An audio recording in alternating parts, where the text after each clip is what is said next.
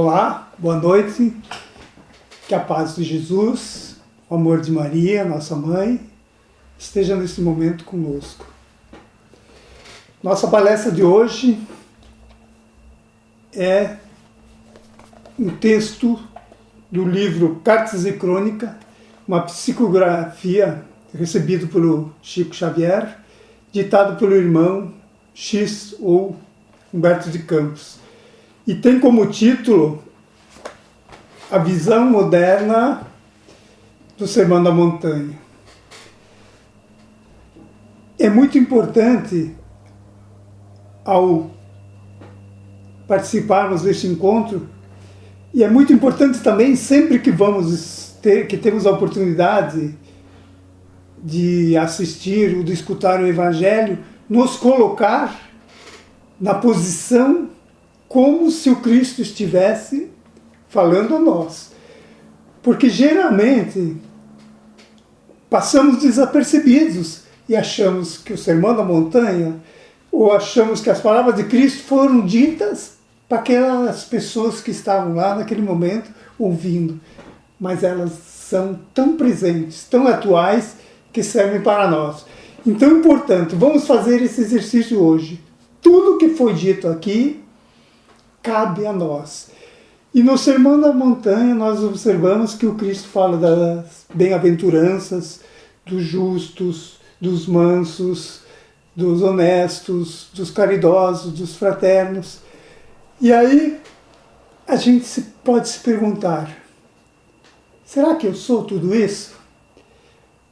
Será que quem é o justo e quem é o injusto? Porque se existe o justo, é porque ainda temos a injustiça. Se existe os mansos, que Jesus diz, bem-aventurados os mansos, é porque alguém é mau ainda. Entende? Então, por isso que nós podemos agora nos confrontar. Eu sou justo? Em que lado eu sou? Eu pratico a justiça ou eu sou daqueles que estou oprimindo, que estou condenando? E o texto nos diz o seguinte: bem-aventurados os pobres de ambições escuras, de sonhos vãos, de projetos vazios e de ilusões desvairadas, que vivem construindo o bem com o pouco que possuem, ajudando em silêncio, sem a mania de glorificação pessoal, atentos à vontade do Senhor e distraído das exigências da personalidade, porque viverão sem novos débitos no rumo do céu que lhes abrirá as portas de ouro, segundo os ditames sublimes da evolução. Nosso primeiro texto das bem-aventuranças, Jesus nos diz: bem-aventurados as pessoas de sonhos vãos, de projetos vazios e de ilusões pequenas, que constroem o bem com o pouco que possuem, sem se importar com a glorificação pessoal, sem se importar com a glória, com o elogio, com o nome. Como nós vemos constantemente. E se olharmos para o mundo físico, observamos obras faraônicas, obras que não servem para nada, obras construídas para deixar o nome gravado de quem o fez, projetos megalomaníacos, exorbitantes, por fascínio, para deixar a sua marca, para dizer que foi ele que fez. Mas, por outro lado, se olharmos a nossa população atual, 99%, acredito eu, até mais, vivem simplesmente levando o seu projeto pequeno, nascendo, evoluindo, aprendendo, estudando, formando família, criando os seus filhos, educando e construindo a vida passo a passo, sem grandes ambições.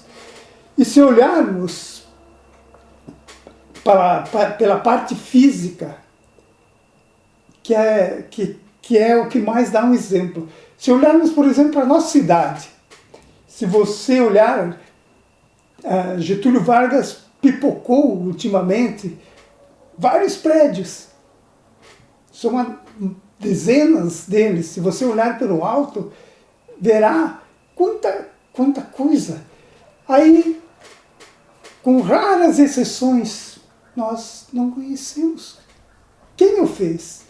Quais foram as mãos calejadas, sofridas, que levantaram essas obras?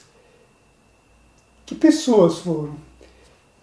Muito raramente conhecemos quem o projetou, o engenheiro e o seu dono. Então, assim é os projetos pequenos, onde as pessoas fazem a sua parte, vivendo. E o Cristo nos diz que bem-aventurados, porque viverão sem novos débitos no rumo dos céus, que Ele abrirá as portas de ouro. Sem novos débitos. Quando reencarnamos, sempre viemos com a missão e raramente conseguimos a cumprir quando não adquirimos débitos novos. Então, bem-aventurado aos pobres de ambições. Bem-aventurados os mansos, os delicados e os gentis, que sabem viver sem provocar antipatias e descontentamentos, mantendo o ponto de vista que eles são peculiares, conferindo, porém, ao próximo o mesmo direito de pensar, opinar e experimentar de que se sentem detentores. Porque, respeitando cada pessoa, cada coisa em seu lugar, tempo e condições, equilibra o corpo e a alma no seio da harmonia, herdando longa permanência e valiosas lições na terra. Bem-aventurado os mansos. Aí eu lhe pergunto, será que nós somos mansos? Será que nós temos essa mansuetude dentro da gente? Porque nós, pela nossa natureza, somos seres que temos pressa, temos a avidez de chegarmos lá sempre antes do necessário. Podemos fazer um exemplo com nossas crianças. Quando pequenos, não vemos horas que crescem, que vão para a aula.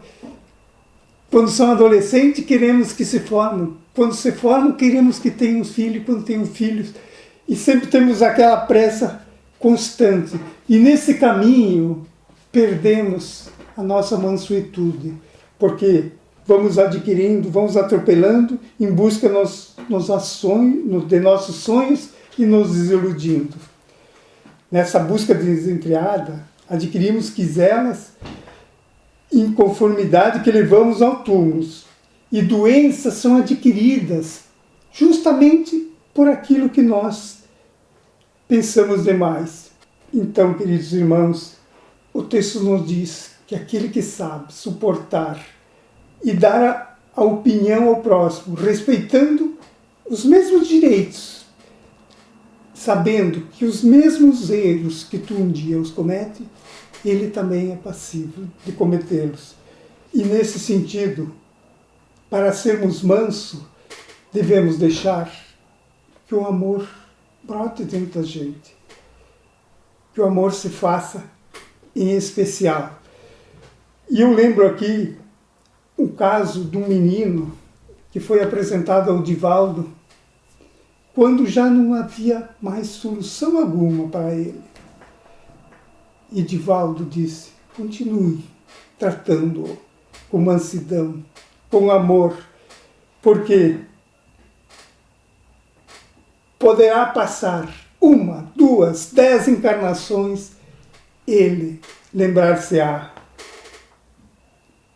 das palavras de mansidão, de amor, que um dia foram proferidas.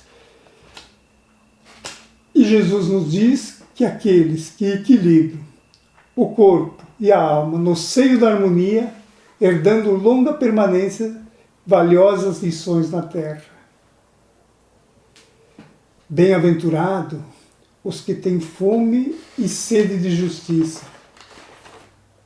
aguardando o pronunciamento do Senhor por meio dos acontecimentos inelutáveis da vida, sem querelas nos tribunais e sem papelórios perturbadores que somente aprofundam as chagas da aflição e aniquilam o tempo, trabalhando e aprendendo, sempre com os ensinamentos vivos do mundo, porque efetivamente um dia serão fartos. Nós estamos numa época muito sensível. Qualquer palavra maldita, qualquer atitude acaba nos tribunais. Não sabemos mais discutir, nos relacionar com os irmãos, com os vizinhos, com a comunidade. E transferimos para terceiro a decisão de nossas ações, que às vezes se fariam com palavras, com o gesto, com o perdão, com a boa vontade, com o amor, com a misericórdia, participando, atendendo e querendo que o mundo seja melhor e dando essa sede de justiça, aguardando o pronunciamento do Senhor por meio dos acontecimentos da vida. Ela só acontece quando a gente faz essa justiça, quando somos artífices, quando participamos. E isso não ocorre ficando em casa com as palavras, mas agindo na família, na comunidade, na nossa casa espírita, no mundo.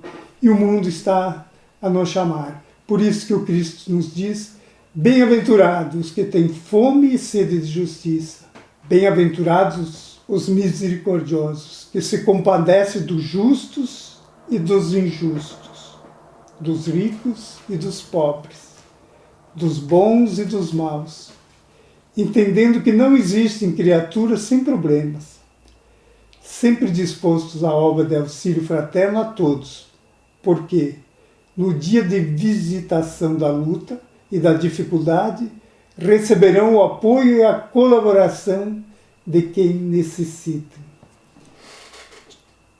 Jesus nos diz que devemos amar a nossos irmãos de igual maneira, orar por aqueles que nos caluniam, fazer o bem por aqueles que nos perseguem, para que possamos ser filhos do mesmo Pai, que faz nascer o sol sobre os justos e também sobre os injustos, que faz descer a chuva sobre os bons e também para os maus. Porque se amarmos somente aquele que nos fazem bem, a quem nós amamos, que mérito há nisso? Quando compreendemos, quando conseguirmos compreender que somos todos irmãos, o branco, o preto, o pobre, o rico, o letrado, o analfabeto, que somos todos iguais. Nesse dia, quem sabe, nós possamos rezar a oração que a gente reza seguidamente, em qualquer situação, o Pai Nosso. Porque se analisarmos somente as duas primeiras palavras, Pai, estamos clamando o Pai, estamos clamando a justiça divina, Deus. E quando dissermos nosso, estamos abrangendo a todos. E o Pai, meus irmãos,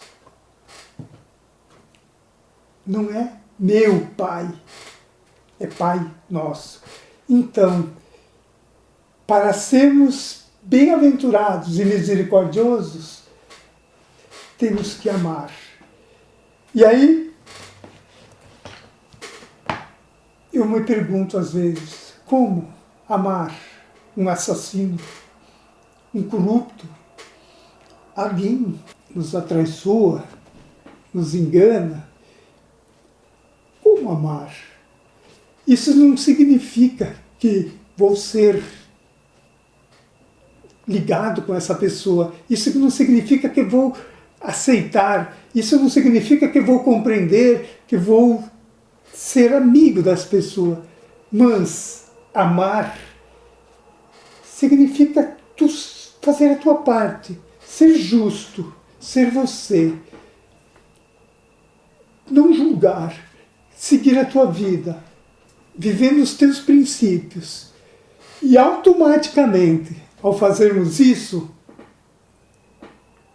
seremos misericordiosos, como nos diz o texto.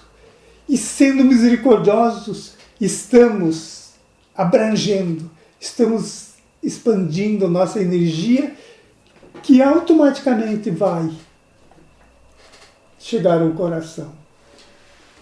Bem-aventurados, limpos de coração, que projetam a claridade de seus intentos puros sobre todas as situações e sobre todas as coisas, porque encontrarão a parte melhor da vida, em todos os lugares, conseguindo penetrar a grandeza dos propósitos divinos.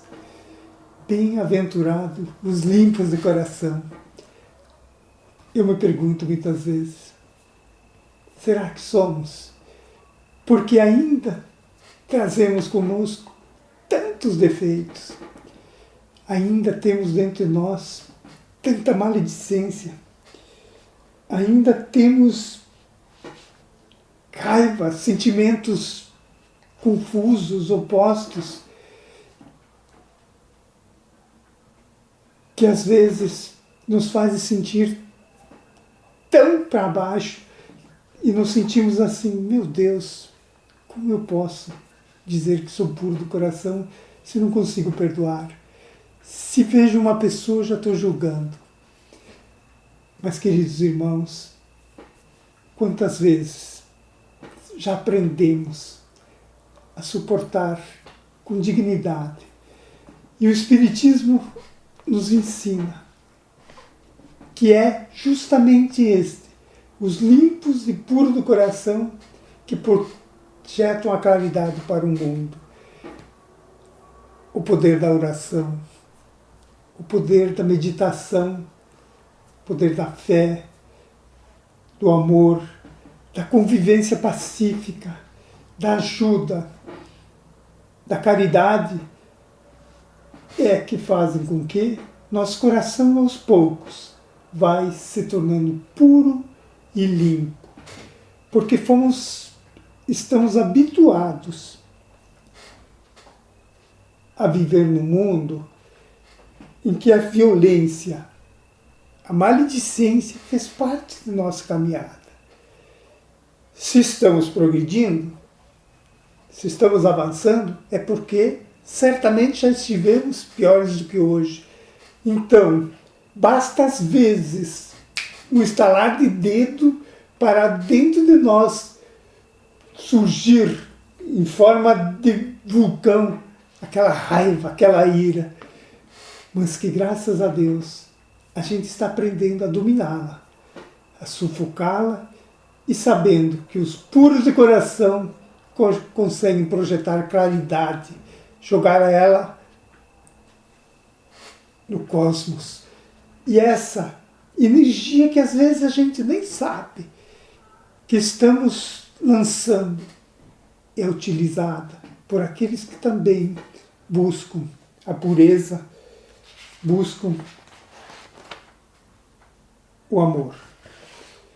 Bem-aventurados os pacificadores, que toleram sem mágoa os pequenos sacrifícios de cada dia, em favor da felicidade de todos, e que nunca atiçam o incêndio da discórdia, com a lenha da injúria ou da rebelião, porque serão considerados filhos obedientes de Deus. é aqueles que, em meio ao turbilhão de dor e angústia, violência, ainda assim constroem a paz. Haroldo nos fala que a violência é uma força bruta que resolve rápido, mas resolve mal e por pouco tempo. A violência sempre nos dá satisfação rápido, mas mal e por pouco tempo. Ao contrário da brandura, da mansuetude, que demora séculos para atingirmos. E eu lembro aqui um caso tão bonito da tamareira, que produz a tâmara, uma fruta que era muito comum na época do Cristo e que ainda é lá na região da Palestina. E dizem os sábios que a tamareira demora até 100 anos para dar o primeiro fruto. Hoje em dia, com as técnicas atuais, com a nova genética, é mais rápido. Mas aí conta-nos uma história que alguém estava a plantar tamareiras, um senhor idoso. Quando outro alguém passa e lhe questiona: por que estás a plantar tamareiras se tu não as vais comer? Sabes você que elas demoram de 90 a 100 anos para darem os primeiros frutos? E quando elas derem, você já não estará mais aqui. O sábio, muito pacientemente, olha para a pessoa e diz: meu amigo, se todos pensassem como você, ninguém comeria tâmaras. Portanto, os pacificadores são aqueles que plantam cada dia, que têm um espírito de sequência, que pensam adiante. E nós, como espíritas, já pensamos assim. Já não nos importamos muito com a nossa vida atual. Já estamos antevendo a próxima, os novos passos. Porque sabemos que tudo que plantarmos agora aqui, estaremos colhendo logo ali. E sempre que nós identificamos o violento como o salvador que trará paz, que trará o poder rápido e que trará a solução para os nossos problemas, estamos dando um passo em falso. Basta olhar para a nossa história aqui no Brasil recentemente. Basta alguém dizer que vai consertar isso, aquilo, que vai pôr ordem na casa, fazer um discurso aflorado, bonito, e ele se torna presidente. Então, meus amigos, os pacificadores são aqueles que não colocam mais lenha nas injúrias, que sabem perdoar e que serão considerados como filhos obedientes de Deus. Bem-aventurado os que sofrem a perseguição ou a incompreensão por amor à solidariedade, à ordem, ao progresso e à paz, reconhecendo acima da epiderme sensível os sagrados interesses da humanidade, servindo sem cessar ao engrandecimento do espírito comum, porque assim se habilita uma transferência justa para as atividades do plano superior.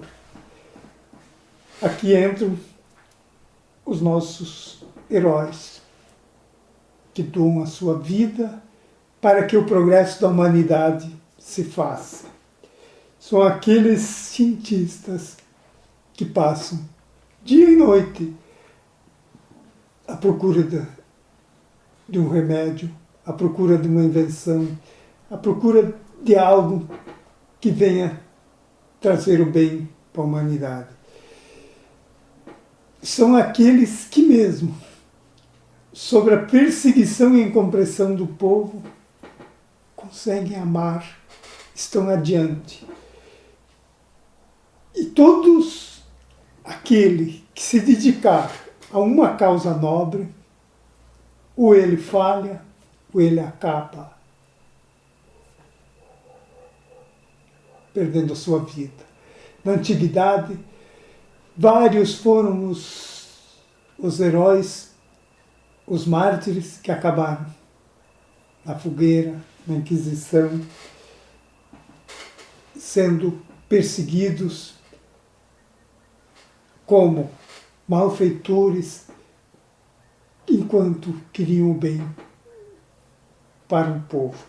Nós podemos olhar nossa história, o Tiradentes, que a gente comemorou semana agora, ele deu sua vida e abriu a causa para que o Brasil crescesse e se tornasse independente. E nós temos todos eles como heróis que suportaram o fanatismo da violência. Todos os brandos que foram trucidados formam a grande caravana que se libertaram do fascínio da violência, porque Deus usa o tempo, não a violência.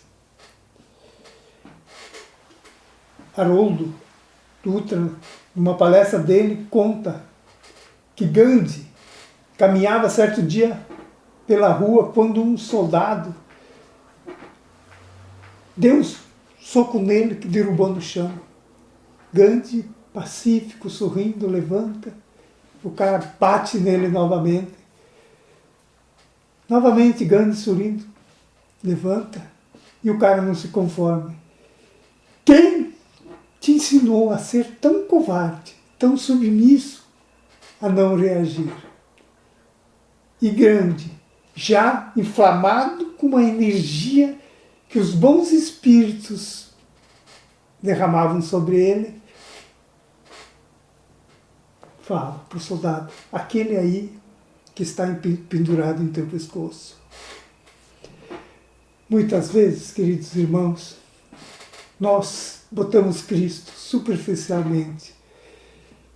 E se fôssemos viver como ele mesmo viveu, veríamos que ele diria, como ele disse nos momentos finais de sua crucificação, quando o povo todo queria o seu fim, gritavam contra ele, ele levanta os olhos para o céu: Pai, perdoa-os, eles não sabem o que fazem. Próprio Kardec, quando acusado, quando coagido, olhava para as pessoas e não conseguia odiá-las e dizia simplesmente: santa ignorância, não sabem o que estão falando.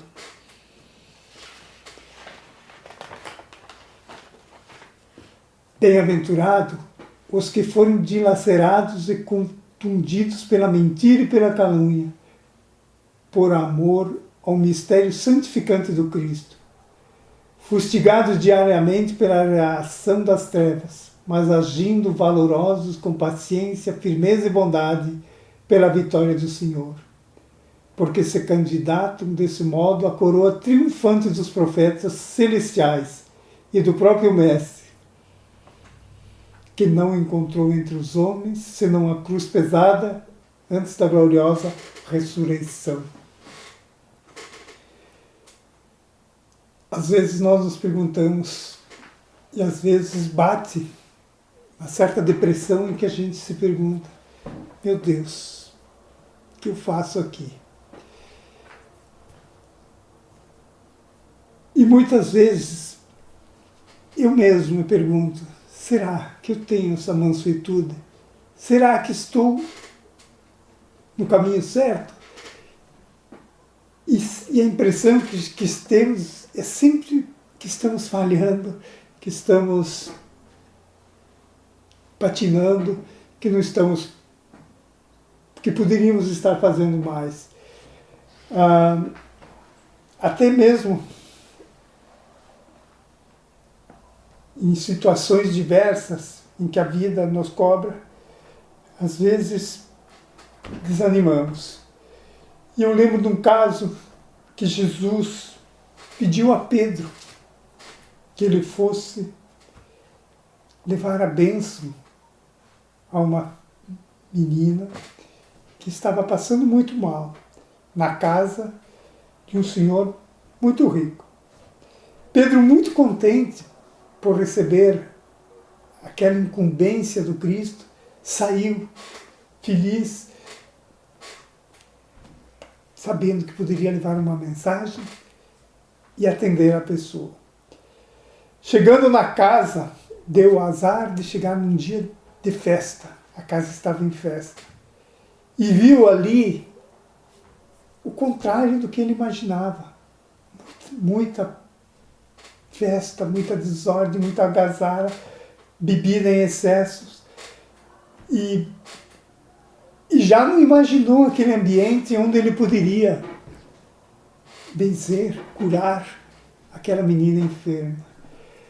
Mas, mesmo assim, procurou o dono da casa e o encontrou na sala de jogos, perdendo grandes fortunas, que botou Pedro para correr daí imediatamente, com ofensas, com nomes. Pedro sai dali e encontra o irmão da menina, entre mulheres, vinho, bêbado, que também escoraça Pedro, mandando-o embora. Por fim, consegue chegar até o quarto da criança, afastada, sozinha, na cama, doente, mas em companhia de obsessores que, recebendo a intuição deles, recebe Pedro muito mal e o expulsa com palavras e ofensas. Retorna Pedro para Jesus, cabisbaixo, e quando o mestre lhe pergunta: como foi lá, Pedro? E ele lhe diz: Jesus, tempo perdido, uma família perdida, não poderemos dar pérolas aos porcos. Nada do que dissermos lá fará bem. E contou tudo o que viu. E Jesus calmamente ouvindo. E é quando Pedro acabou, ele disse: mas Pedro, eu apenas te pedi para te ir lá, dar a bênção à menina, nada mais. Então, meus irmãos, muitas vezes nós também julgamos o mundo de maneira errada. Se estamos no meio desse turbilhão, dessas dores, dessas lutas, dessa pandemia, é porque precisamos fazer a nossa parte. Bem simples. Muitas vezes eu me questiono se eu tenho moral para vir aqui dar uma palestra. E também recebo as intuições que não tenho condições, que nem me expressar bem sei. E muitas vezes pensei em desistir.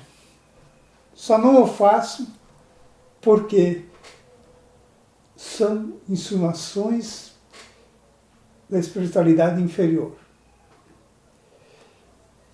E por uma outra razão bem simples. Quando você se prepara para vir aqui, você tem que estudar, conhecer.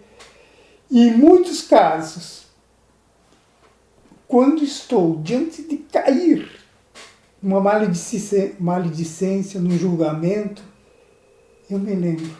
Mas lá nas tuas palestras, tu disse o contrário. Por que tu vai fazer isso agora? E aí me alegra. E me faz continuar. E eu acredito, queridos irmãos, que esse é o nosso caminho. Seguirmos com o nosso senso de justiça, com a nossa mansidão, com o nosso amor ao próximo, para atingir as bem-aventuranças.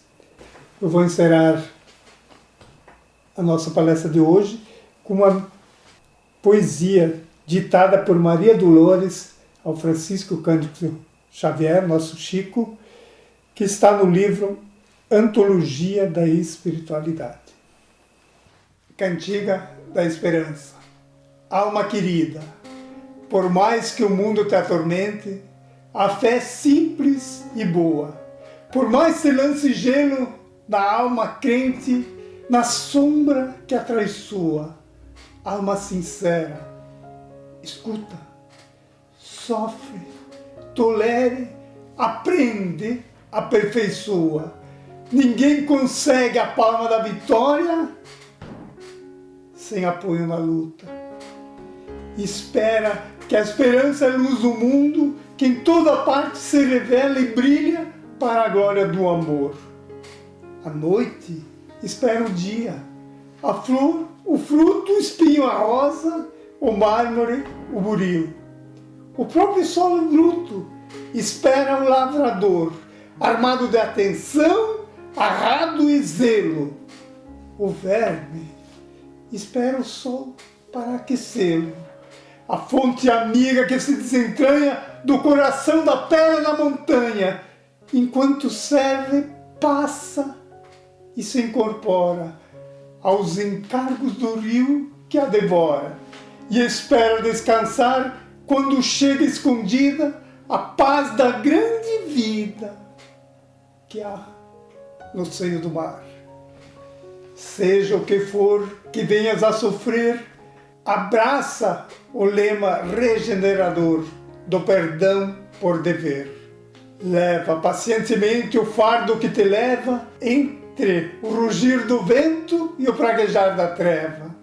Abençoe em caminho os açoites da angústia em torvo redemoinho. Onde não passes, coração, segue sem parar, amando, restaurando, redimindo, edificando. Em suma, não te revoltes contra coisa alguma. Ao vir a tarde mansa, a doce quietação crepuscular, quando a graça do corpo tomba e finda, verás como foi alta, nobre e linda a aventura de esperar. Enquanto a noite avança, para dar-te visões de uma alvorada nova, nas asas da esperança, bendirás a amargura, a dor e a prova, agradecendo à terra a bênção de entendê-las. Subirás para o ninho da luz, nas instâncias da paz, que te guarda tecido em radiações de estrelas. E então compreenderás que além do mais além, no coração das alturas, Deus trabalha, Deus sonha, Deus procura, Deus espera também.